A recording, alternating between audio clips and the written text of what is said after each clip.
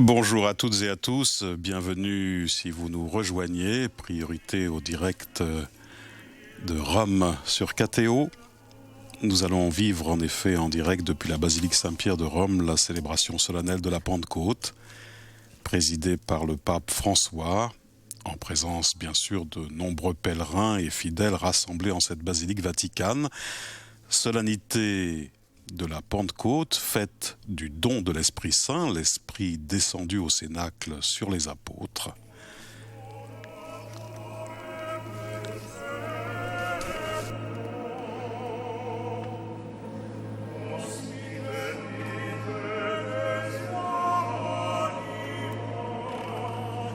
Veillez cette procession d'entrée pour débuter cette liturgie eucharistique de cette solennité de la Pentecôte au chant du Vieni Santo Spirito.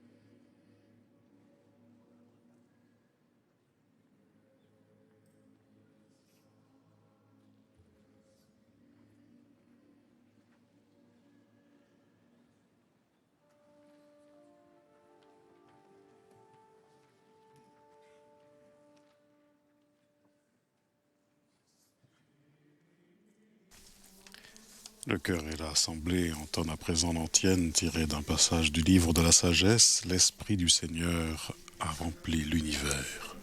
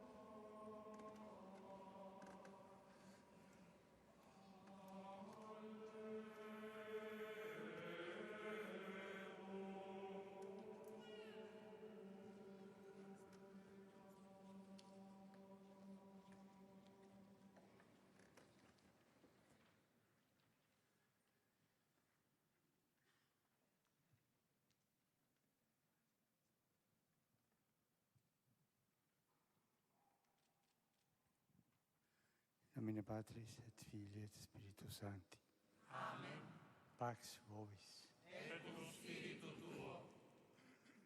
Fratelli carissimi. Très chers frères, en ce jour du Seigneur, Pâques de la semaine, prions humblement Dieu notre Père afin qu'il bénisse cette eau avec laquelle nous serons aspergés en souvenir de notre baptême.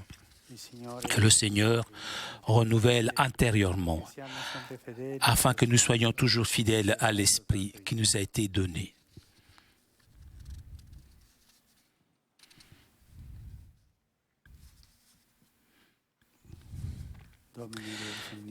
Dieu Tout-Puissant, écoute les prières de ton peuple, que dans le souvenir de l'œuvre admirable de notre création et de qu'elle encore plus admirable de notre salut s'adresse à toi. Digne, toi, de bénir cette eau que tu as créée afin qu'elle donne fertilité à la terre, fraîcheur et soulagement à nos corps. De ce don de la création, tu as fait un signe de ta bonté. Traversant l'eau de la mer Rouge, tu as libéré ton peuple de l'esclavage. Dans le désert, tu as fait jaillir une source pour désaltérer sa soif. Avec l'image de l'eau vive, les prophètes ont annoncé la nouvelle alliance que tu voulais offrir aux hommes. Et finalement, dans l'eau du Jourdain, sanctifiée par le Christ, tu as inauguré le sacrement de la Renaissance qui marque le début de l'humanité nouvelle, libérée de la corruption du péché. Ravive en nous, Seigneur, le signe de cette eau bénite, le souvenir de notre baptême, afin que nous puissions nous unir à l'assemblée joyeuse de tes frères, baptisés dans la Pâque de Christ, notre Seigneur.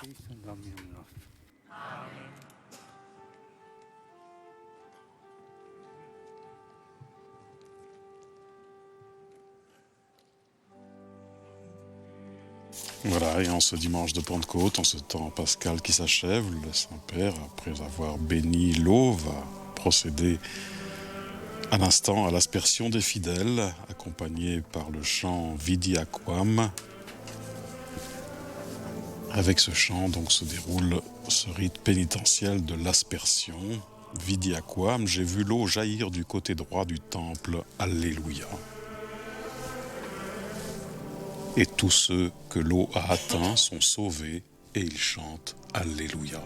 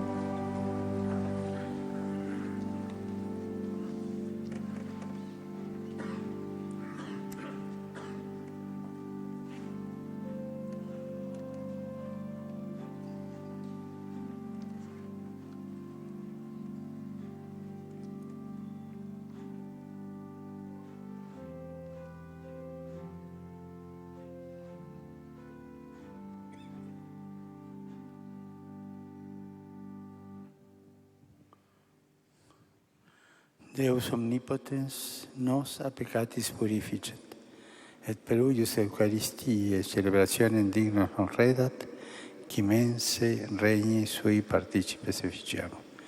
Amen.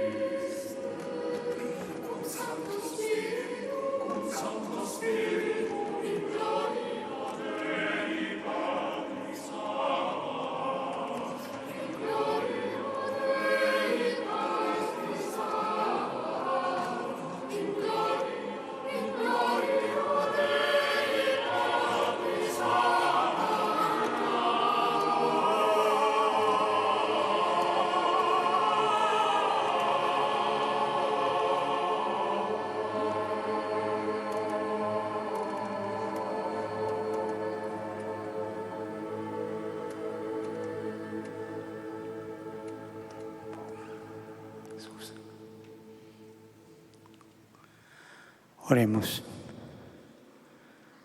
Deus, qui sacramento festivitatis odierne, universam ecclesiam tuam, in omni gente et natione sanctificas.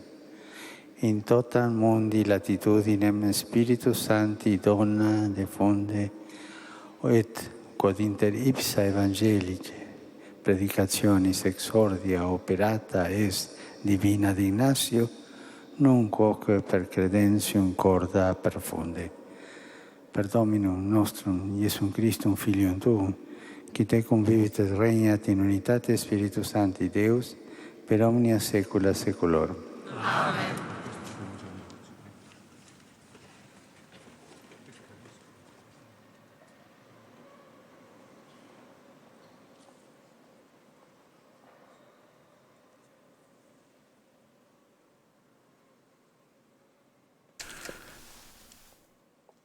Et nous entrons maintenant dans le temps de la liturgie de la parole avec la première lecture tirée du livre des Actes des Apôtres, lecture proclamée en espagnol.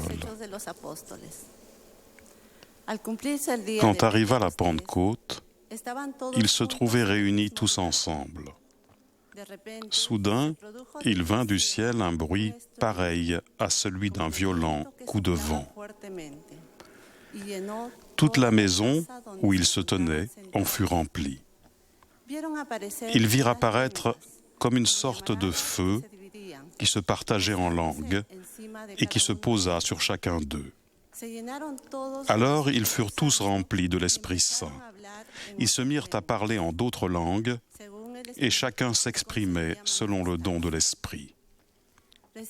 Or, il y avait séjournant à Jérusalem des Juifs fervents issus de toutes les nations qui sont sous le ciel. Lorsque les gens entendirent le bruit, ils se rassemblèrent en foule. Ils étaient dans la stupéfaction parce que chacun d'eux les entendait parler sa propre langue. Déconcertés, émerveillés, ils disaient « Ces hommes qui parlent ne sont-ils pas tous des Galiléens ? Comment se fait-il que chacun de nous les entende dans sa langue maternelle ?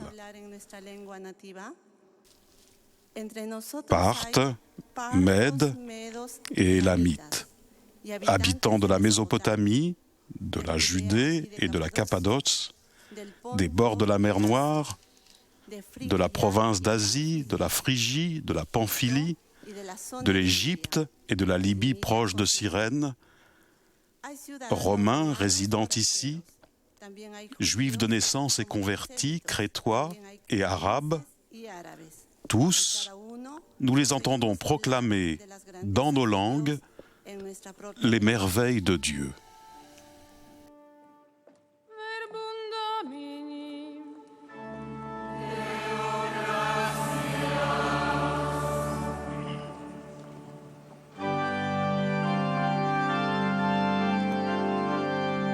Le psaume responsorial, le psaume 103, avec l'antienne « Ô Seigneur, envoie ton esprit qui renouvelle la face de la terre ».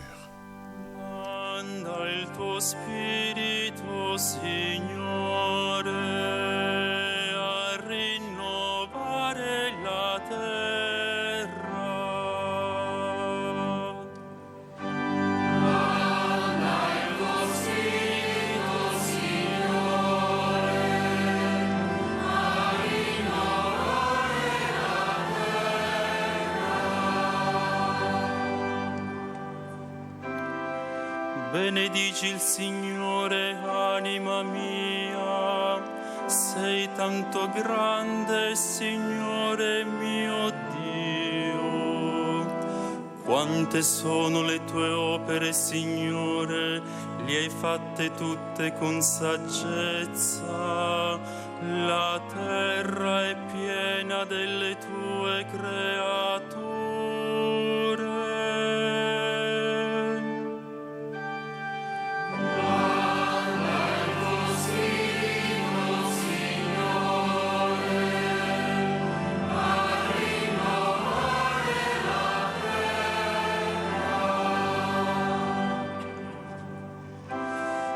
Togli loro il respiro, muoiono e ritornano nella loro polvere, mandi il tuo spirito, sono creati, e rinnovi la faccia della terra.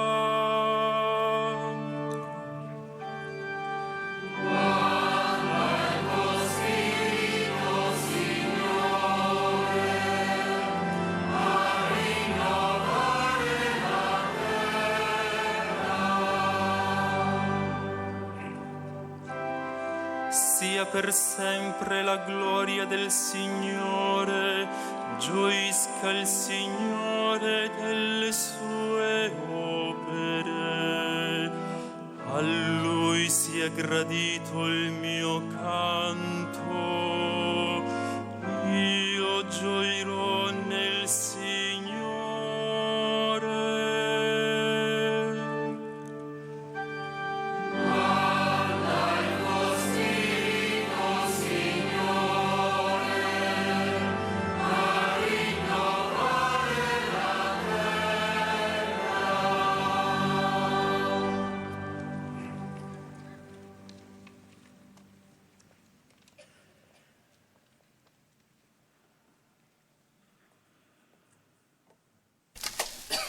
La seconde lecture est tirée de la lettre de Saint Paul apôtre aux Romains, proclamée en anglais.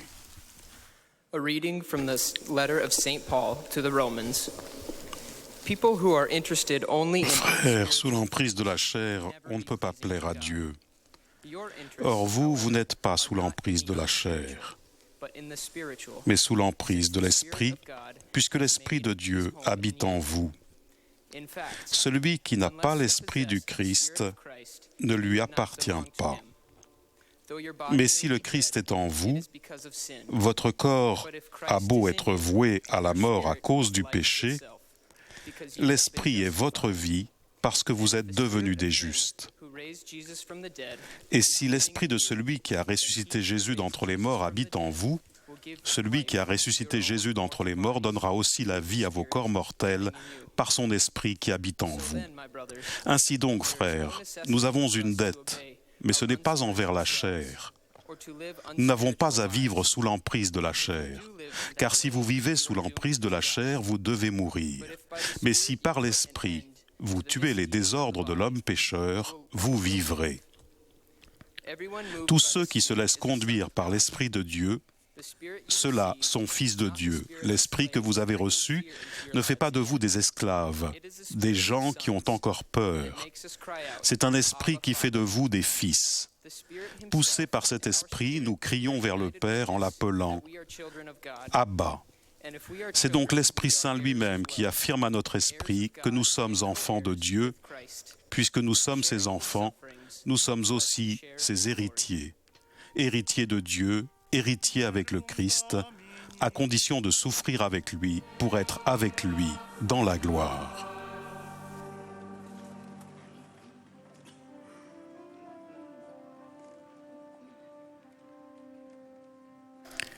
Et c'est maintenant le chant de la séquence de Pentecôte. Viens, Esprit Saint, en nos cœurs et envoie du haut du ciel un rayon de ta lumière.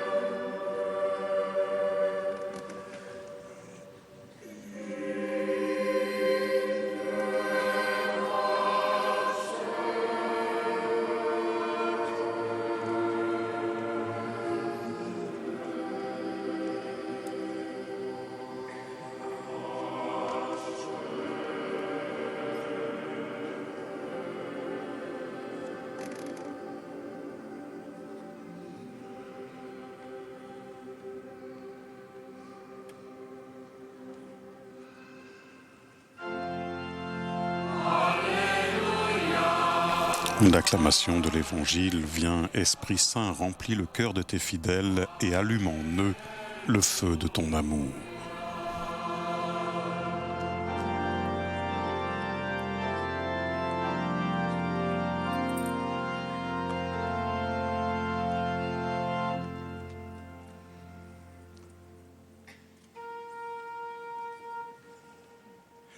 Dominus vobiscum.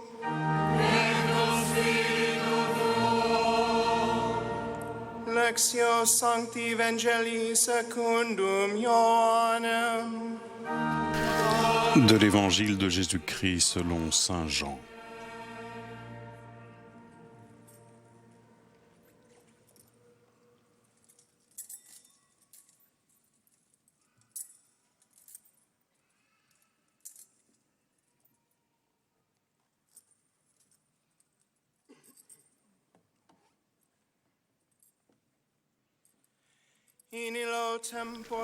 À l'heure où Jésus passait de ce monde à son Père, il disait à ses disciples: Si vous m'aimez, vous resterez fidèles à mes commandements. Moi, je prierai le Père, et il vous donnera un autre défenseur qui sera pour toujours avec vous. C'est l'Esprit de vérité. Si quelqu'un m'aime, il restera fidèle à ma parole. Mon Père l'aimera, nous viendrons chez lui, nous irons demeurer auprès de lui.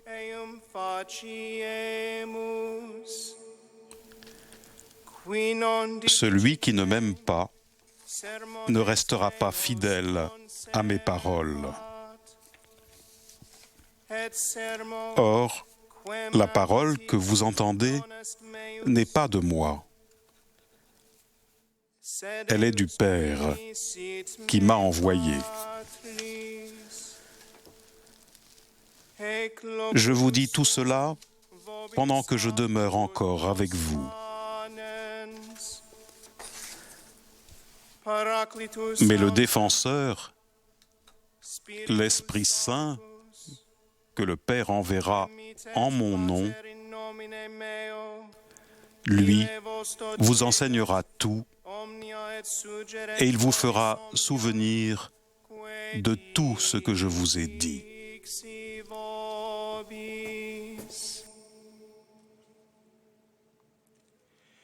Verbum Domini.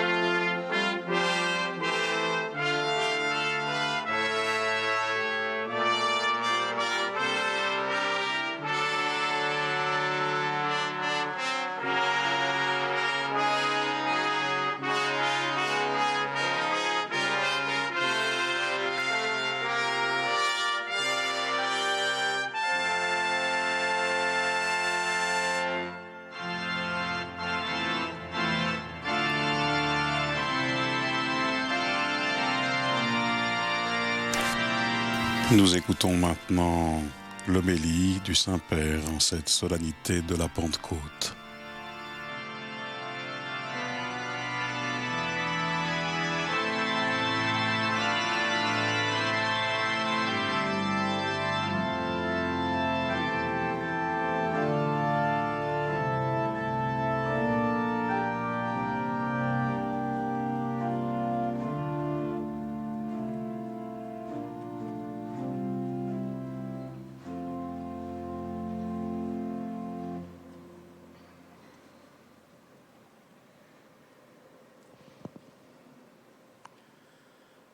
Non vi lascerò Je ne vous laisserai pas orphelin.